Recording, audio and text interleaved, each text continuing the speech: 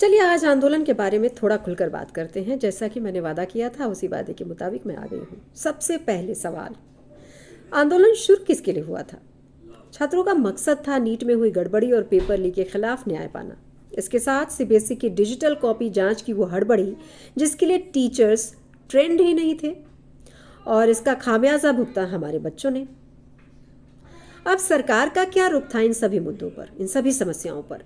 इन सभी समस्याओं को लेकर सरकार ने क्या किया, इस पे प्रकाश डालते हैं। नीट की जांच तुरंत शुरू हुई। धांधली में लिप्त 13 लोग पकड़े भी गए। फिर से परीक्षा हुई और उसी महीने रिजल्ट भी आ गया। पूरे 11 लाख छात्र क्वालिफाई भी हो गए। सीबीएसई एग्जाम पेपर को फिर से जांचा गया और ग्रेस मार्क्स देने की बात भी की गई।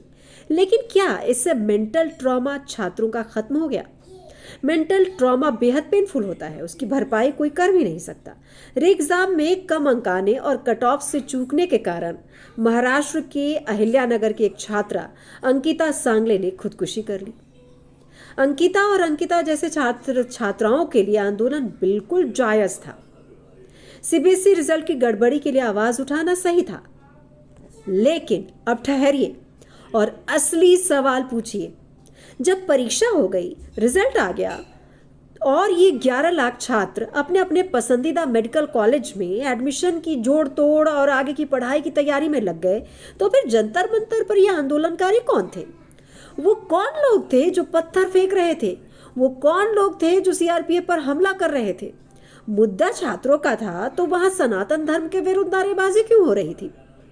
प्रदर्शन के दौरान ऐसे राजनीतिक और धार्मिक नेताओं को बढ़ावा क्यों दिया जा रहा था जिनका नीट एग्जाम और सीबीएसई रिजल्ट से कोई नाता ही नहीं था? मुद्दा तो छात्रों का था ना। फिर वहां पर कुणाल कामरा वहां क्या कर रहा था? लोगों को, पूरे देश को जानना होगा कि आखिर ऐसे लोगों का असली चेहरा क्या है। जंतर मंतर पर प्रदर्शन के दौरान कुणाल कामरा ने भगवान श्री राम पर अभद्र टिप्पणी की, हमारे हिंदू देवी देवताओं का घोर अपमान किया। जरा बताइए, इसका नीट की परीक्षा से क्या लेना देना है? मंच पर अरुंधति रॉय और उमर खालिद का पिता, क्या ये लोग भी नीट की परीक्षा देने वाले थे? उमर खालिद ये वही इंसान है ना, याद तो होगा, जिस पर देश विरोधी नारे लगाने और भारत तेरे टुकड़े होंगे के नारे लगाने के गंभीर आरोप लगे थे। क्या कोई बताएगा कि उमर खालिद, अरुंधति रॉय और कुणाल कामरा का नीट से क्या लेना देना है? क्या कनेक्शन है इन सभी का? अरे रुकिए तो जरा, बस अल्लाह तेरा नाम रहेगा, क्या इसका भी कोई नीट से लेना देना है? जरा मुझे कोई बताएगा कि नीट के लिए हो रहे आंदोलन में ब्राह्मणवाद से आजादी का नारा क्यों लग रहा था भाई? अभी और भी है, मेरा लिंग मेरी मर्जी, ये सब क्या था?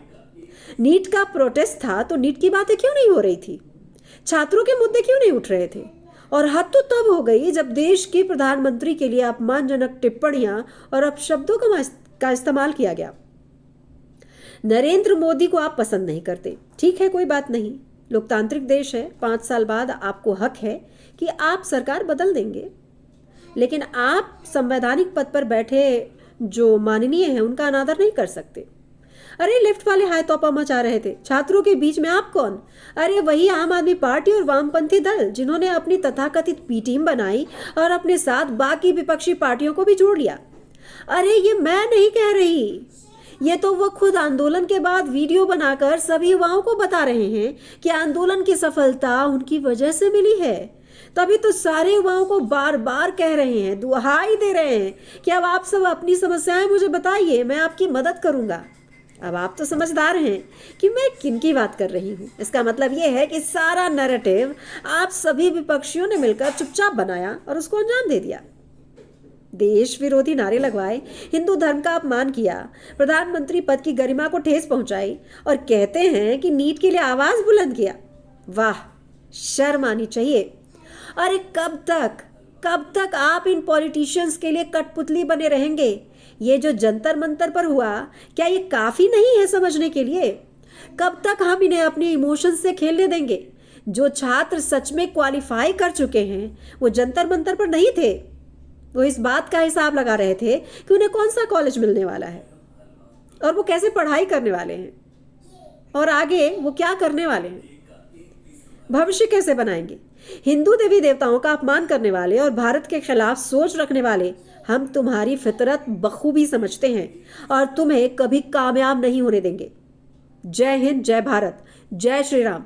याद रखिएगा, देश विरोधी नारे लगाने के बाद आप भारतीय सैनिकों का भी अपमान करते हैं जो सीने पे गोलियां खाते हैं। बस आप समझदार हैं और मुझे उम्मीद है कि आप समझदारी से काम लेंगे।